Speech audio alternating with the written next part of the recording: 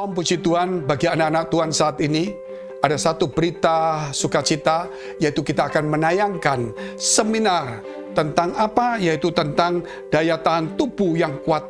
Imun sistem kita akan diperkuat melalui seminar dari seorang dokter yang dari Singapura. Siapa namanya? Saudara akan melihat di dalam acara itu yang luar biasa sekali.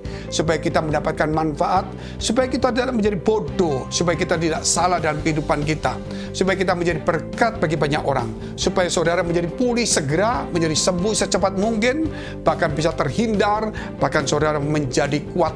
Karena imun sistem kita akan menjadi kuat. Oleh karena itu, ikuti acara, yaitu program ini. Imun sistem memperkuat daya tahan tubuh. Sampai jumpa. Tuhan Yesus memberkati. Shalom semuanya. Belakangan ini, saya lebih bertugas untuk mempelajari fisiologi medicine. Mungkin agak baru ya kedengarannya. Fisiologi medicine itu adalah ilmu yang mempelajari tentang akar permasalahan atau asal-usulnya sebuah penyakit timbul di tubuh manusia.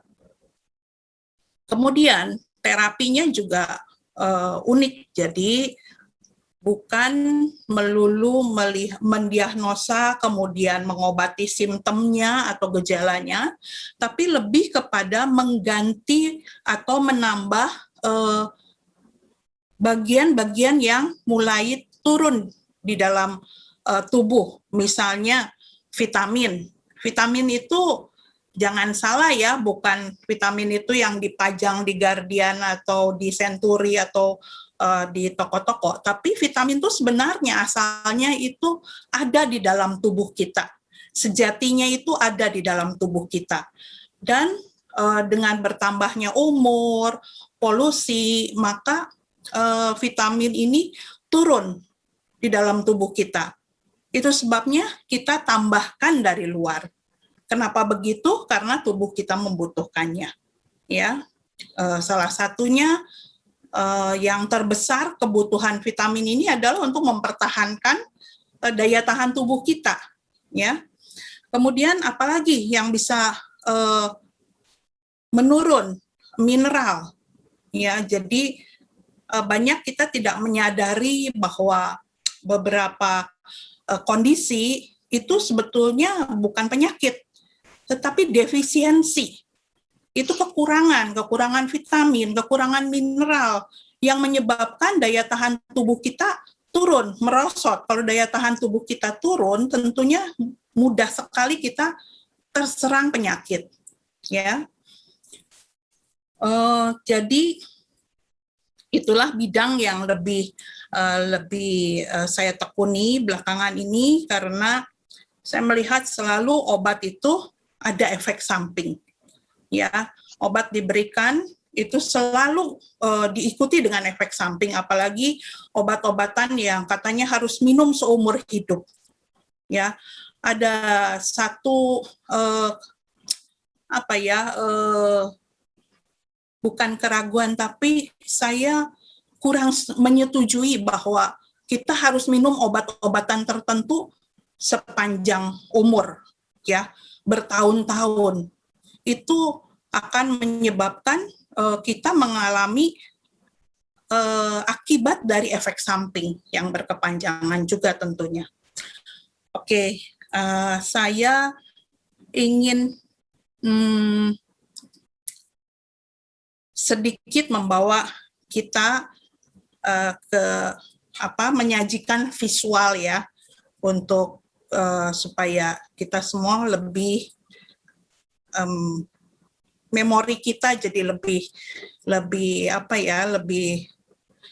kuat, tertanam. Oke, ya. Judul kita hari ini bulletproof immune system. Apa sih yang dimaksud dengan bulletproof immune system?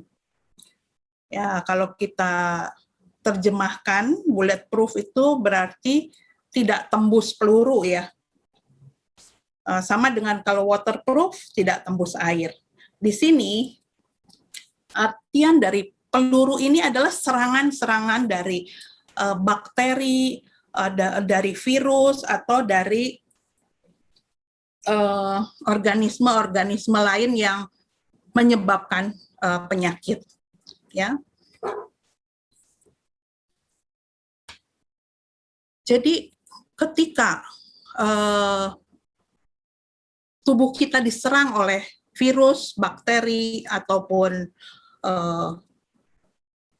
mikroba-mikroba yang lain, maka tubuh itu sebetulnya memiliki daya tahan. Sejatinya kita memiliki daya tahan yang sudah dipersiapkan sedemikian rupa oleh pencipta kita, yaitu Tuhan kita. Ya, bagaimana pertahanan-pertahanan ini begitu berlapis-lapis. Nanti saya akan kupas satu persatu lapisannya seperti apa supaya kita makin amazed, ya, betapa luar biasanya Tuhan menciptakan tubuh kita ini. Tuhan sudah mempersiapkan supaya tubuh kita ini tidak mudah diserang oleh sakit penyakit. Jadi kalau orang terkena sakit penyakit apapun itu bukan pencobaan, itu bukan datangnya dari Tuhan, ya, karena begitu persiapan proteksi Tuhan itu terhadap kita begitu luar biasanya, sehingga nggak mungkin kan kalau Tuhan yang mempersiapkan terus Tuhan yang juga menyerang tubuh kita, it's impossible, ya. Jadi kita harus sama-sama berpikir dan bersyukur bahwa Tuhan kita adalah Tuhan yang begitu dahsyat, mengasihi kita sedemikian rupa, mempersiapkan kita sehingga kita tidak mudah diserang oleh sakit penyakit. Ya. Kenapa kita membicarakan imun sistem saat ini? Karena saat ini imun sistem kita sedang benar-benar diuji. Saat ini kita seluruh dunia ini mengalami satu hal yang mungkin tidak pernah terpikirkan oleh kita sebelumnya, yaitu pandemi yang sedemikian rupa. Ya, pandemi ini disebabkan oleh virus influenza sebetulnya. Tapi kenapa begitu dahsyatnya si virus ini sehingga bisa sampai melumpuhkan semua kegiatan di dunia ini, ya. Kita tahu penerbangan juga kita semua terhenti, kegiatan ekonomi juga terhambat dan lain sebagainya, sehingga saya merasa perlu sharing imun sistem ini. Kenapa? Karena sebetulnya kita memilikinya di dalam tubuh kita untuk mempertahankan diri. Ya, tapi ada beberapa hal yang mesti kita pahami dulu. Ya, sebetulnya yang saya pelajari ya dari dulu, virus itu pertama dia tidak bisa berkembang biak begitu saja seperti bakteri bisa berkembang biak, ya. Virus itu perlu host. Virus itu perlu masuk dulu ke dalam sel, karena dia akan mereplikasi sel itu di dalam sel itu. Dia ambil bagian dari sel itu untuk dirinya memperbanyak diri. Itu virus. Jadi ketika dia tidak ada host, ketika dia tidak bisa menular lagi ke orang berikutnya, maka habislah riwayatnya virus itu. Itu sebabnya kenapa kita harus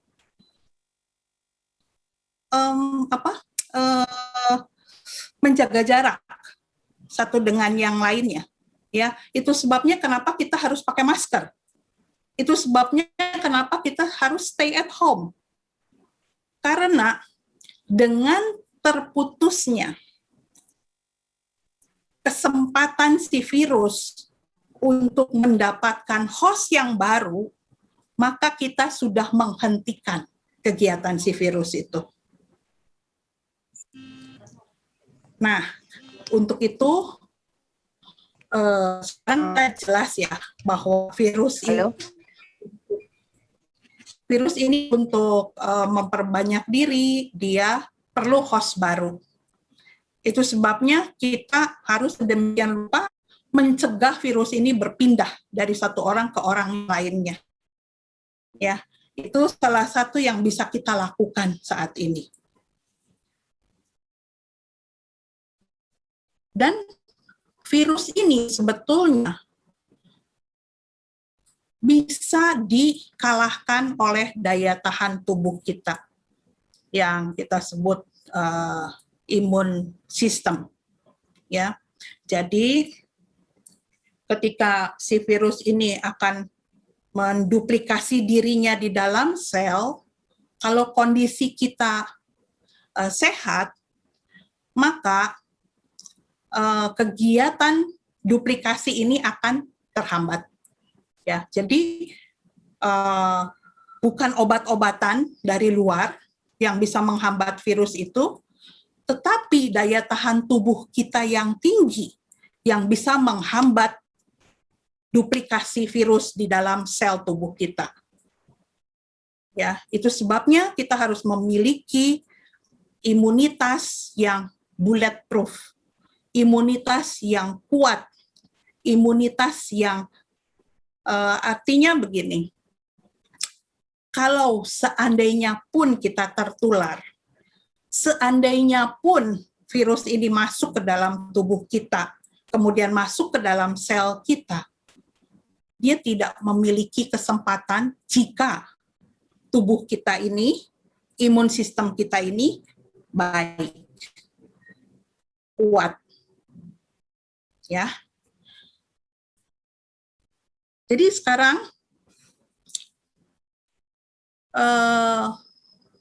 saya akan sedikit membahas mengenai apa sih definisinya imun sistem ini. Definisinya adalah the body defense against infectious organisms. Ini akan melawan organisme yang menyebabkan infeksi atau organisme lain yang masuk ke dalam tubuh.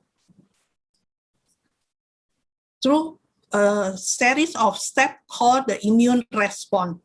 The immune system attack organism and substance that invade body system and cause disease. Ya, jadi tubuh kita yang tadi saya udah jelaskan bahwa tubuh kita kalau imunitasnya baik, maka tubuh kita mampu melawan organisme-organisme yang masuk ke dalam tubuh kita sehingga tidak menyebabkan penyakit. Tapi kalau lemah pertahanannya, maka akan terjadi sakit atau disease itu. Ya. Jadi pertahanan yang seperti apa? Imun sistem itu memiliki yang tadi dari awal saya katakan bahwa pertahanan tubuh kita ini berlapis-lapis. Ya, lapisan pertama itu cukup jelas nggak ya ini? Agak buram sedikit, tapi bisa saya jelaskan satu persatu. Jadi first line, pertahanan paling pertama dan paling luar, kalau saya ibaratkan ya, tubuh kita ini sebuah negara, maka negara itu kan punya kedaulatan, punya pertahanan, ya. Tapi itu bisa berupa pertahanan yang sifatnya pertahanan yang sifatnya seperti dinding atau seperti protection wall gitu ya, benteng ya kalau sebuah negara ya, kalau kita bayangkan sebuah kerajaan, itu yang terluar itu adalah benteng ya, yang akan melindungi orang-orang yang di dalamnya. Jadi first line ini apa kalau di tubuh kita? First line ini adalah kulit pertama ya, kemudian mukosa. Mukosa itu adalah lapisan yang melapisi saluran-saluran di dalam tubuh kita, mulai dari mulut, terus sampai usus, sampai ke anus. Ya, itu semuanya dilapisi oleh yang namanya endotel atau ya kulit yang lapisannya tipis. Ya, mukosa itu namanya di bagian dalam. Jadi layer ini dia memproteksi tubuh kita terhadap invader, terhadap benda-benda asing, bakteri, virus, dan lain sebagainya. Ya, kemudian cairan berupa asam lambung, ludah, atau sekret yang ada di dalam paru-paru, yang ada di dalam usus. Nah, cairan-cairan ini mengandung antibakterial. Ya, kalau kita sekarang kemana-mana hand sanitizer. Nah, sebetulnya di dalam tubuh kita itu sanitizer-nya udah lengkap. Ya, bahkan masing-masing memiliki kandungan yang berbeda-beda. Luar biasa sekali. Jadi kalau kita sudah belajar bagaimana tubuh kita ini diciptakan, ya luar biasa. Ya, satu persatu begitu unik gitu. Nggak terpikirkan bagaimana Tuhan bisa create begitu detail. Ya, seperti asam lambung. Asam lambung itu memiliki keasaman yang kalau saya keluarkan dari lambung, kemudian saya teteskan ke besi, maka besi itu akan bereaksi korosif oleh asam lambung ini.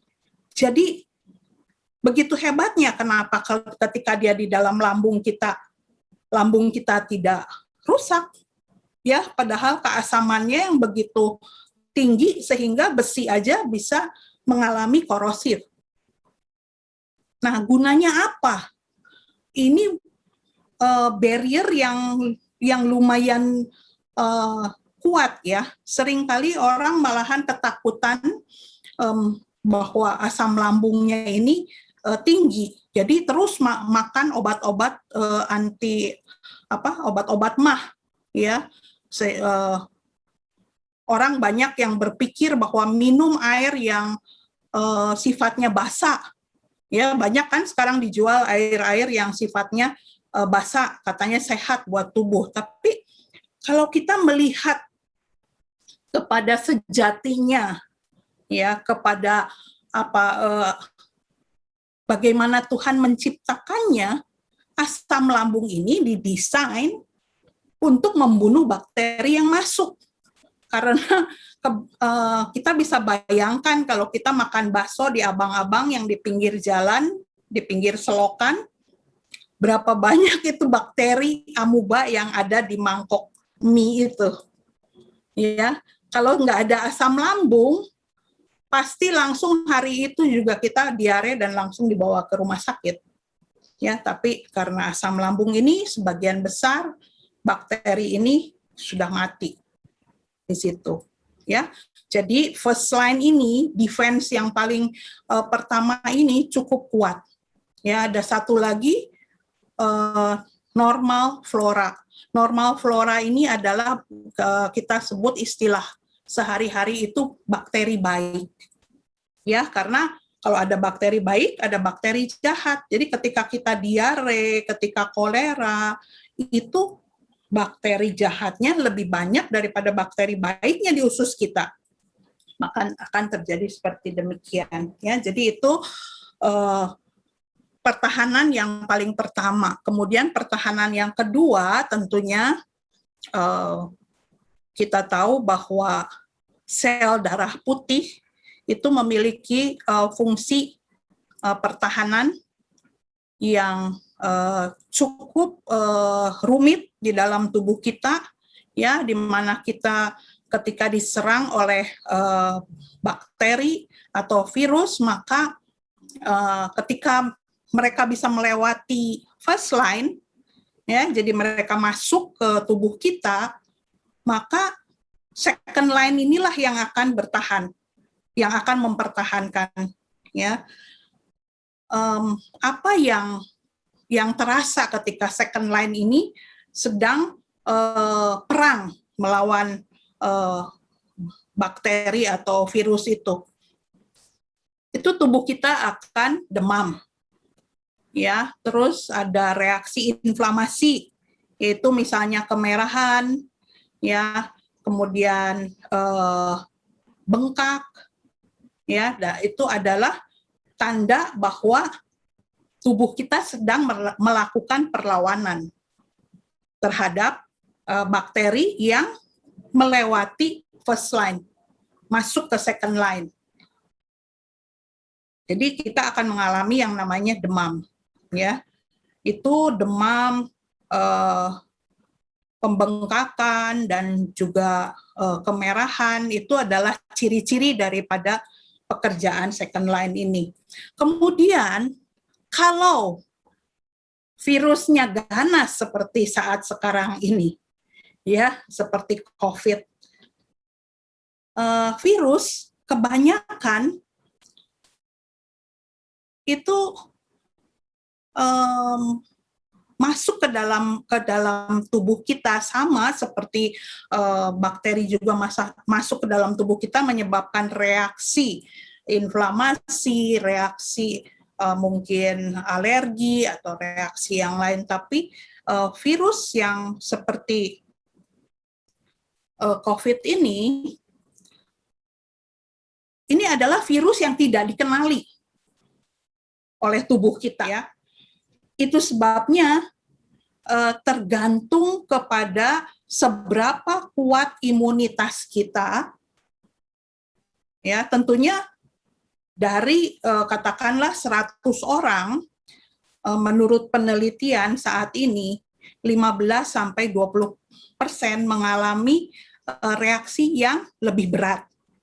Sedangkan yang 80% itu ringan, dan banyak juga yang tanpa gejala, ya.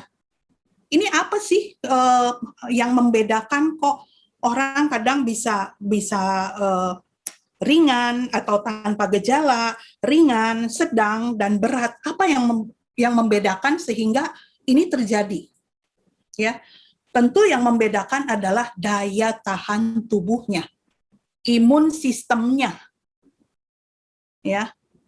Lapisan-lapisan yang disediakan di dalam tubuh kita tertembus atau tidak.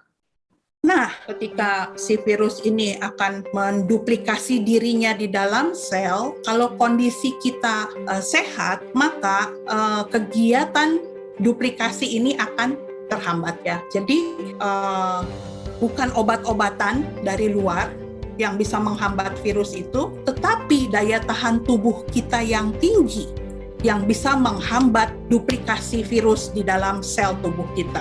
Stres dan imun ini, dan weak immune system dan stres ini kayak lingkaran setan. Jadi apa?